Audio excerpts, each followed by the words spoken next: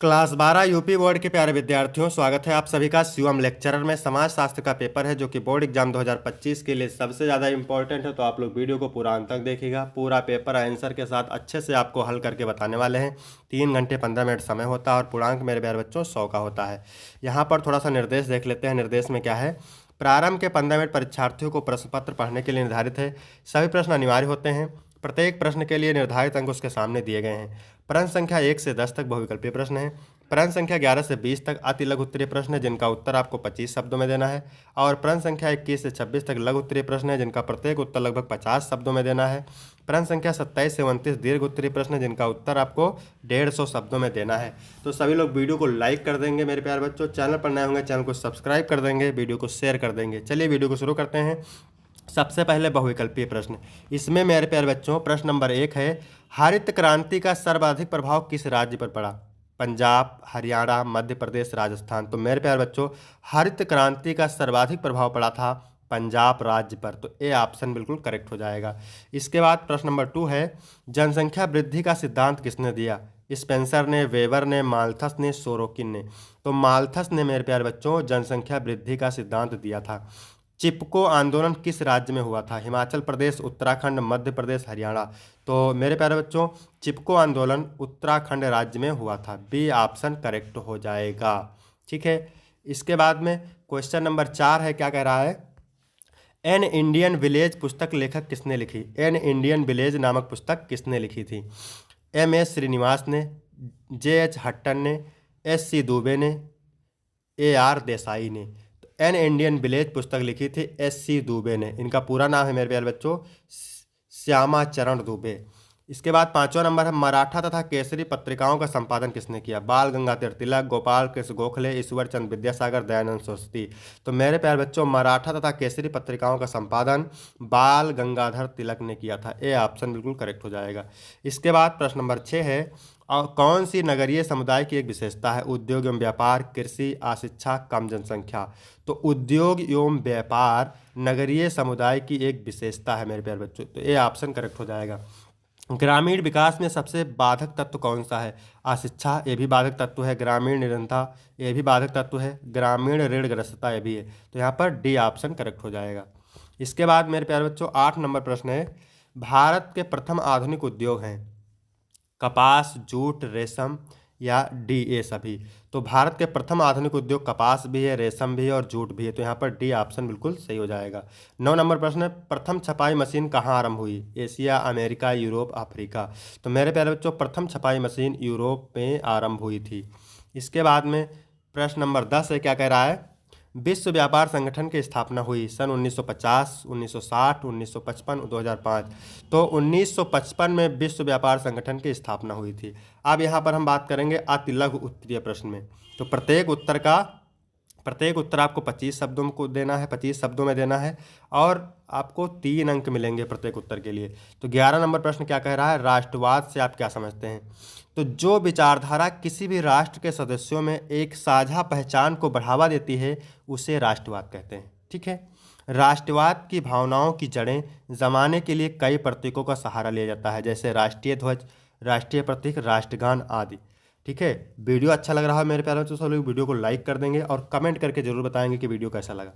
दूसरा नंबर प्रश्न 12 नंबर प्रश्न है, भूमि सुधार से आप क्या समझते हैं? तो भूमि सुधार का अर्थ उन नीतियों और उपायों से है जो भूमि के स्वामित्व, वितरण और उपयोग में सुधार लाने के लिए किए जाते हैं। इसका मुख्य उद्देश्य कृषि क्षेत्र में समानता लाना, किसानों की उत्पादकता बढ़ाना और भूमि के उचित उपयोग को सुनिश्चित करना होता है।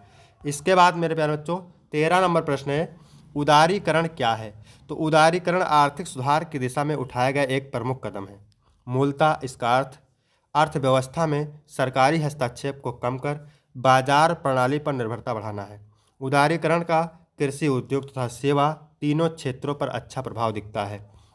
इसके बाद मेरे प्यारे बच्चों 14 नंबर प्रश्न है, एकल परिवार से आप क्या समझते हैं? एकल परिवार एक पारिवारिक इकाई है जिसमें 2 माता पिता और उनके बच्चे शामिल होते हैं। एकल परिवार को कभी तत्कालिक परिवार या प्राथमिक परिवार भी कहा जाता है। इसके बाद मेरे प्यारे बच्चों 15 नंबर प्रश्न है, सांस्कृतिक विविधता से आप क्या समझते हैं? तो संस्कृति का तात्पर्य समाज की मान्यताओं, मूल्यों, व्यवहार और मानदंडों से है, जबकि विविधता का तात्पर्य उस गुण से है जो किसी वर्ग को विशिष्ट बनाता है, जिसमें रंग, भाषा, जातीयता, सामाजिक आर्थिक स्थिति या सांस्कृतिक पृष्ठभूमि शामिल है। इसके बाद मेरे प्यारे बच्चों 16 नंबर प्रश्न है, सामाजिक परिवर्तन क्या है। सामाजिक परिवर्तन पूरे इतिहास में होते रहते हैं। ये संस्कृतियों के विकास, सामाजिक समूहों के बीच संघर्ष और नए विचारों के उदय के कारण हो सकते हैं। सामाजिक परिवर्तन का अर्थ वह प्रक्रिया है जिसके माध्यम से उप संस्कृतियाँ बनाई जाती हैं या समाज की प्रमुख संस्कृति को बदला जाता है। इसके बाद मेरे प्यारे बच्चों 17 नंबर प्रश्न क्या कह रहा है, उपभोग की संस्कृति किसे कहते हैं। तो ऐसी सामाजिक व्यवस्था जहां उपभोग करने को प्राथमिकता दी जाती है, इसमें वस्तुओं और सेवाओं की खरीद को बढ़ावा दिया जाता है। इस संस्कृति में लोग दूसरों को दिखाने के लिए सामान खरीदते हैं। इसके बाद 18 नंबर प्रश्न है, ब्रह्म समाज की स्थापना किसने और कब की। तो ब्रह्म समाज की स्थापना राजा राम मोहन राय ने साल 1828 में की थी। इसकी शुरुआत में इसका नाम ब्रह्म सभा था। राजा राम मोहन राय एक समाज सुधारक थे और उन्हें भारतीय नवजागरण का जनक माना जाता है। इसके बाद 18 नंबर प्रश्न है, पर्यावरणीय आंदोलन के 3 कारण। तो पर्यावरणीय आंदोलन के 3 कारण निम्न है। पहला है चिपको आंदोलन, दूसरा है नर्मदा आंदोलन और तीसरा है जंगल बचाओ आंदोलन। इसके बाद है 20 नंबर प्रश्न मेरे प्यारे बच्चों, अंतर विवाह क्या है समझाइए। तो किसी खास समूह के भीतर रीति रिवाज या कानून के मुताबिक विवाह करना अंतर विवाह कहलाता है। अंतर विवाह को एंडोगामी भी कहा जाता है। अंतर विवाह की प्रथा स्वास्थ्य, संस्कृति और जातीयता को सांस्कृतिक समूह के अंदर बनाए रखने के लिए बनाई गई थी। इसके बाद मेरे प्यारे बच्चों लघु उत्तरीय प्रश्न है। उत्तर आपको 50 शब्दों में देना है और प्रत्येक उत्तर के लिए आपको मेरे प्यारे बच्चों 6 अंक मिलेंगे। तो 21 नंबर प्रश्न क्या कह रहा है, जाति व्यवस्था की प्रमुख विशेषताओं का वर्णन कीजिए। जाति व्यवस्था एक सामाजिक वर्गीकरण है जो जन्म पर आधारित होती है। इनकी प्रमुख विशेषता है जन्म आधारित निर्धारण, दूसरा है पेशेगत विशेषीकरण, तीसरा है ऊंच नीच की भावना, चौथा है सामाजिक प्रतिबंध, पांचवा है विवाह संबंधी नियम, छठा है खान पान प्रतिबंध, सातवां है गतिशीलता और की सीमित संभावनाएं। इसके बाद है 22 नंबर प्रश्न क्या कह रहा है, भारत में लिंगानुपात में गिरावट के कारणों पर प्रकाश डालिए। तो भारत में लिंगानुपात में गिरावट के प्रमुख कारण हैं कन्या भ्रूण हत्या, बालिकाओं की उपेक्षा व कुपोषण, शिक्षा व जागरूकता की कमी, दहेज प्रथा और सामाजिक भेदभाव, चिकित्सा तकनीकों का दुरुपयोग, अल्ट्रासाउंड द्वारा लिंग निर्धारण, फिर छठा है महिलाओं की स्वास्थ्य सुविधाओं की कमी। इसके बाद है मेरे प्यारे बच्चों 23 नंबर प्रश्न क्या कह रहा है, औद्योगिकरण का संयुक्त परिवारों पर क्या प्रभाव पड़ता है। तो औद्योगिकरण के कारण संयुक्त परिवार प्रणाली कमजोर हुई है। इसके प्रभाव हैं, पहला रोजगार की तलाश में परिवारों का बिखराव, दूसरा है व्यक्तिगत स्वतंत्रता में वृद्धि, तीसरा है आर्थिक आत्मनिर्भरता, चौथा है शहरीकरण के कारण छोटे छोटे परिवारों की प्रवृत्ति, पांचवा है पारंपरिक मूल्यों में बदलाव, छठा है वृद्धों की उपेक्षा की संभावना। इसके बाद है 23 नंबर प्रश्न क्या कह रहा है, ग्राम पंचायत की शक्तियों का वर्णन कीजिए। तो ग्राम पंचायत की प्रमुख शक्तियाँ निम्न है। पहला है स्थानीय विकास कार्य यानी सड़क, पानी, सफाई, दूसरा है कर व शुल्क वसूली, तीसरा है शिक्षा स्वास्थ्य सुविधाओं का प्रबंधन, चौथा है ग्रामीण न्याय व्यवस्था और पांचवा है सामाजिक कल्याण योजनाओं का कार्यान्वयन, छठा है कृषि व पशुपालन को बढ़ावा देना, सातवां है सरकारी योजनाओं का क्रियान्वयन।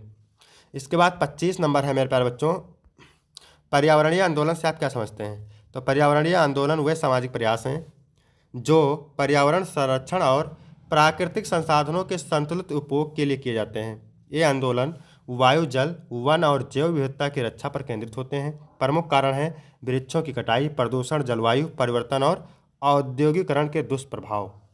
इसके बाद मेरे प्यारे बच्चों 26 नंबर प्रश्न है, राजा राम मोहन राय के समाज सुधार आंदोलन के विषय पर चर्चा कीजिए।